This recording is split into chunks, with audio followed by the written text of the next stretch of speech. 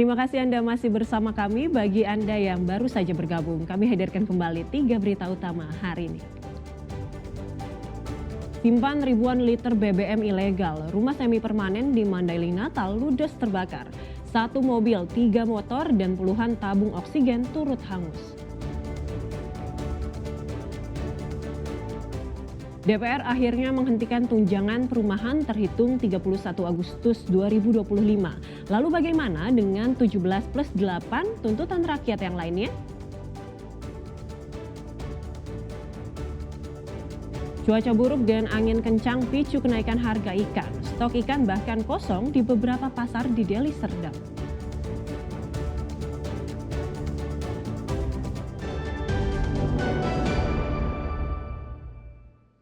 Terpidana kasus pembalakan liar di Mandailing Natal, Adeline Lis membayar uang pengganti kerugian negara.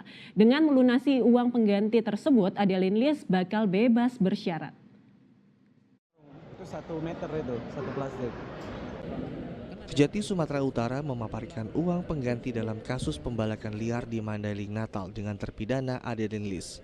Jumlah uang pengganti itu mencapai ratusan miliar dalam bentuk rupiah dan dolar Amerika. Uang pengganti sesuai dengan putusan Mahkamah Agung. Dalam amar putusan menyebut Adeline Lis dihukum 10 tahun penjara dan membayar uang pengganti sebesar 119 miliar rupiah dan lebih dari 2.900.000 dolar Amerika. Total uang pengganti itu berkurang karena Adeline telah selesai menjalani pidana pokok 10 tahun dan mulai menjalani pidana subsidiar uang pengganti sejak 7 April 2025. Sehingga pertanggal 2 September 2025, Adeline Lis sudah menjalani pidana subsidiar uang pengganti selama 149 hari. Dari seluruh proses dan perhitungan uang pengganti dalam perkara ini, diperoleh fakta bahwa pada tanggal 2 September 2025 kemarin tepatnya ya, terpidana Adeline Lis telah melunasi atau membayar uang pengganti sebanyak 105.244.282,4 rupiah ditambah 2.938.556,4 US dolar. Adeline Lis saat ini masih ditahan di Lapas Tanjung Gusta Medan. Harley meminta agar menanyakan ke pihak lapas terkait soal apakah Adeline Lis sudah bebas atau belum dengan dibayarnya uang pengganti ini. Uang pengganti akan disetorkan melalui Bank BRI ke kas negara sebagai bentuk penerimaan negara bukan pajak. Tuti Alawiyah Lubis melaporkan dari Medan. Sidang Komisi Kode Etik yang digelar Divisi Propam Polri memutus Kompol Kosmas Kajugae diberhentikan tidak dengan hormat dari institusi Polri. Komandan Batalion Resimen 4 Korps Brimob Polri tersebut menangis saat mendengarkan putusan pemberhentian tidak hormat. Kompol Kosmas Kajugae, Komandan Batalion Resimen 4 Korps Brimob Polri menjalani sidang kode etik sejak Rabu pagi di Gedung Transnational Crime Center Mabes Polri Jakarta Selatan. Dalam sidang yang berakhir pada Rabu malam, Komisi Kode Etik Profesi yang digelar Divisi Propam Polri memutuskan Kompol Kosmas Kajugae diberhentikan tidak dengan hormat dari institusi Polri. Pemberhentian tidak dengan hormat atau PTDH sebagai anggota Polri. Ia dinilai tidak profesional dalam melakukan pengamanan aksi unjuk rasa. Sanksi etika yaitu perilaku pelanggar dinyatakan sebagai perbuatan tercela. Kedua, sanksi administratif berupa penempatan dalam tempat khusus selama 6 hari dalam sanksi administratif, pemberhentian tidak dengan hormat sebagai anggota Polri.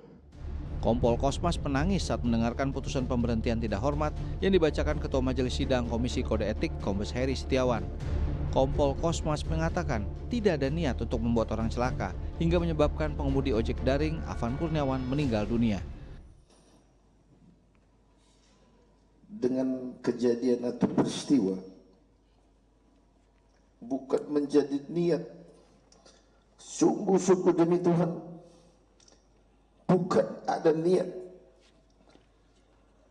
untuk membuat orang celaka, tetapi sebaliknya. Namun peristiwa itu sudah terjadi.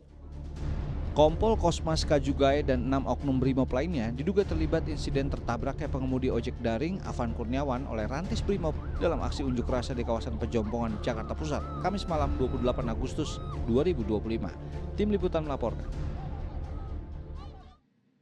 Ya, satu tuntutan rakyat terkabulkan. DPR menghentikan tunjangan perumahan terhitung 31 Agustus 2025.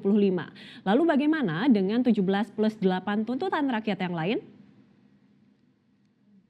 Melakukan evaluasi menyeluruh terhadap tunjangan anggota dewan dan khusus untuk tunjangan perumahan dihentikan terhitung sejak tanggal 31 Agustus 2025. Satu tuntutan rakyat terkabulkan. Tunjangan perumahan anggota DPR dihentikan per 31 Agustus 2025. Pernyataan Wakil Ketua DPR ini diucapkan di depan perwakilan Aliansi Badan Eksekutif Mahasiswa Seluruh Indonesia dan sejumlah organisasi mahasiswa. Kami menyatakan permohonan maaf atas kekeliruan serta kekurangan kami sebagai wakil rakyat dalam menjalankan tugas dan fungsi. Tuntutan lain yang tengah diperjuangkan adalah agar pendemo yang ditangkap dan ditahan segera dibebaskan. Pimpinan DPR memastikan akan berkomunikasi soal ini dengan kepolisian. Kami akan berkoordinasi dengan pihak kepolisian tentunya. Kita akan lihat kasus. Apabila memang dapat dikomunikasikan, kita akan komunikasikan.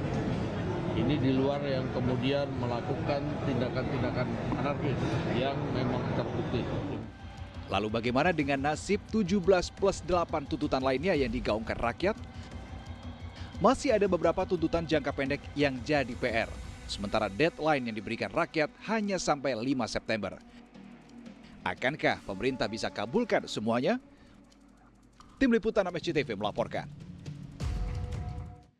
Rumah sekaligus gudang penyimpanan BBM ilegal di Pasir Putih, Mandailing, Natal kemarin pagi terbakar.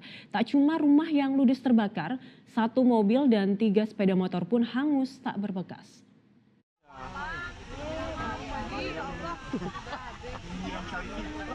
Kemarin pagi, kepanikan terjadi di rumah semi permanen milik Kari Samosir dan keluarganya.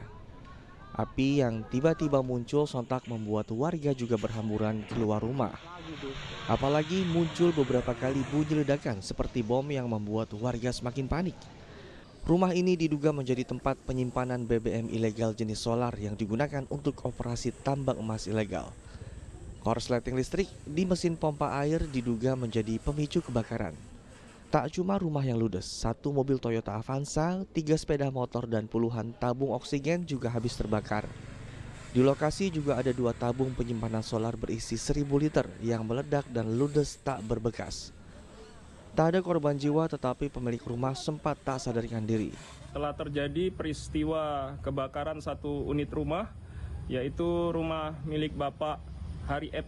Samosir yang berada di Desa Pasir Putih, Kecamatan Sinunukan, Kabupaten Mandailing, Natal. Untuk selanjutnya kami akan lakukan penyelidikan guna menemukan apa penyebab dari kebakaran. Itu saja. Polisi masih menyelidiki kebakaran yang merugikan korban hingga miliaran rupiah. Yana Asmara melaporkan dari Kabupaten Mandailing, Natal. Laporan tersebut mengakhiri berita Sumut hari ini. Jangan lupa pastikan Anda subscribe channel YouTube Liputan 6 SCTV Daerah. Saya Agisa Febila berterima kasih atas perhatian dan kebersamaan Anda. Selamat beraktivitas dan sampai jumpa.